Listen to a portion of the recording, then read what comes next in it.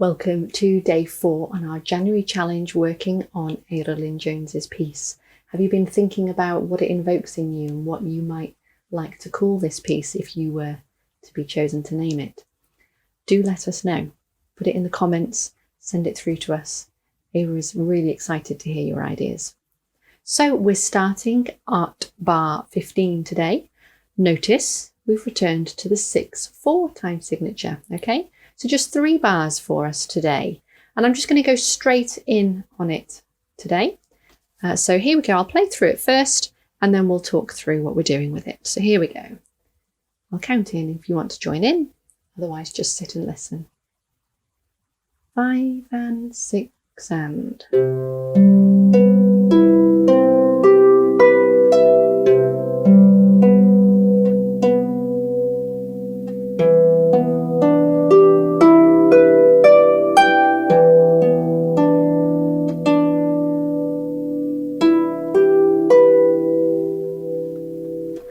Okay, so it's interesting how it moves across the bar line with that B, B, and then later D, D is in its own bar and how that all works. I haven't mentioned much about dynamics apart from right at the beginning when I was talking about how you're going to make this your own. But it's certainly something to be having a think about as you go through. It's always nicer. It's a balance because you want to really get to grips with the piece and see how it feels for you. But at the same time, implementing dynamics at a later date, it kind of wants to come as you're playing it. Oh, I feel like I want it to go louder there or softer, and become part of the process of the learning and the playing of the piece. Quite a well-established way of doing dynamics. And I say that phrase as opposed to normal or correct or usual or whatever, is that when the notes rise up, it can be quite common to bring your volume up as they rise up, and then if it drops down.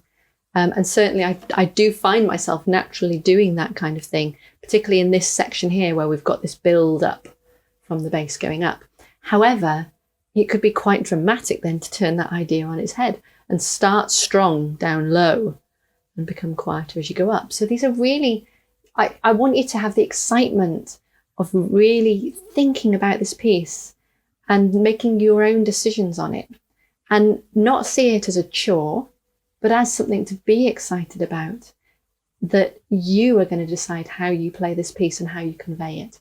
And one of the massive things about dynamics, especially with an instrument like the harp, is I find that with harp music, the dynamics can be so quickly lost in the space between the player and the listener. So we really want to exaggerate them. So if you're going to play loud, play loud. And if you're going to play softly, play softly. Still bending beautifully in so that it's still a great quality of sound, but really soft and gentle volume. And if you're going to change from one to the other, let's hear that change really dramatically. So let's start then at bar 15. Our left hand again, the same lovely shape, these fifths apart. So we're doing it 3-1 going through. You may have noticed when I played, I'm doing, and you can see how it's laid out in the music actually. When the stems are pointing downwards, those are for your left hand. So the first 2 notes are left hand, the second 2 notes are right hand. And then the next 2 notes are in my left hand again. So it's going to cross over and my right hand's going to move up and then my left hand. So it's actually very comfortable because they're taking turns. So we have C and G in the left hand going to B and E in the right hand. And then when the left hand moves up, it's moving to those same note names, just an octave higher. So although that overlaps with where my right hand is, it doesn't need to be an anxiety. It's just those same notes, a red string and another red string. And notice that when they are overlapping, that they're in the same sort of position. My thumbs are effectively level. Okay, so I'm not trying to place it up here out of the way or down there out of the way. I'm allowing it to be in that best sounding place, which is that more or less central space on our strings. Okay, so there's no need to feel like we need to be exaggerating one direction or another. So that jumps up to C and G again, and the right hand, which has been on B and E, is going to jump up to B and D again. And then our left hand goes back to a C and a G. So there's a lovely shape to this pattern here. So although it actually can look very dramatic how it moves around the harp, it's a really nice straightforward pattern for finding your way around. And even that final note, or those final notes in the right hand, are Bs again, and you've been going to Bs each time with the right hand as well. Okay, so let's just try that first bar and a bit with these quavers or eighth notes, and then going into these two final Bs. Okay, so I'll count us in with a 5 and 6 and. Ready? 5 and 6 and. Back down, B, B. Lovely. Okay, so that's nice. So then we just take our pattern, we were on C, G, B and E. We're going to move it up a third. So now our left hand is on E and B, and our right hand is on D and G. And we're going to do the exact same pattern. So left, jumping over to the same notes, so we overlap in the middle. Right hand jumping up to the same notes. Left hand jumping down to those same notes and answering it with a double D, which was our starting note for our right hand in each of that sort of section. Okay, so let's just try that one. So we're starting in bar 16, that's our second bar today, on the quavers or the eighth notes that start in beat 3, which is this E, B, D, G. So my counting will be 1 and 2 and. Ready? 1 and 2 and. And back down. Okay, all right. Don't panic is the big thing. Okay, you actually do know these notes. It's E and B there, it's E and B there, it's E and B there again. Okay, don't let it be a, oh, where am I going, where am I going? Let it just happen very naturally. This might be a good point to mention as well about where you've got your music stand placed. Mine's off camera, but it's just here. My pillar's here, my music stand is there, okay? So that my head has the minimal amount of movement to do to look from the music to my strings. I don't need to move my head all the way over here. Now, I appreciate that wearing glasses or having different focal lengths, as we all do, will determine where's the right place for the music to be for you. It might need to be closer, it might need to be further away. What I would try and avoid, if at all possible, is having it over here. Effectively having it where I've got you sitting right now. Because then we've got to do this, to look over here and back to this. So if you have a need for it to be a closer focal length, try and move your stand into here. It's that balance of how low have you got to go.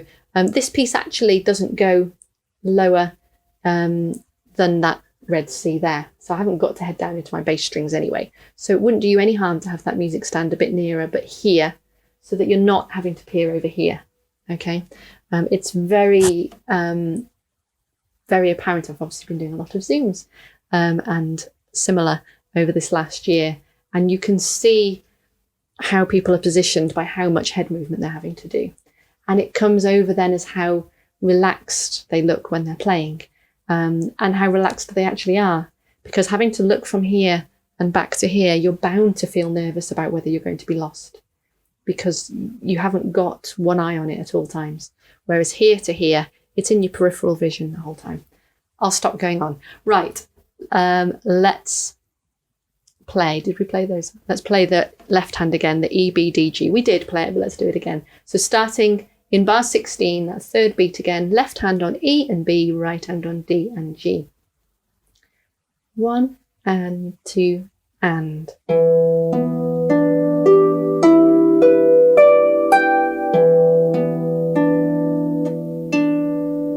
Brilliant. One more thing on looking back at the music or not. A phrase like that, just get it comfortable so that you don't even need to look at the music, because you know that it's the same notes again. So you can allow your focus to be here on the strings. Okay, and then the final notes, just in the right hand, a nice little triad shape. So you've just done D, D, and then E, G, B. Okay, nice low fingers, nice high thumb, lovely elbow out. Okay, and you can really bring those fingers in and thumb over the top. Let's put it all together, and then you can join me on the play along videos. Starting then at bar 15 with C, G in the left, B and E in the right. Just do the last 2 beats, 5 and 6 and.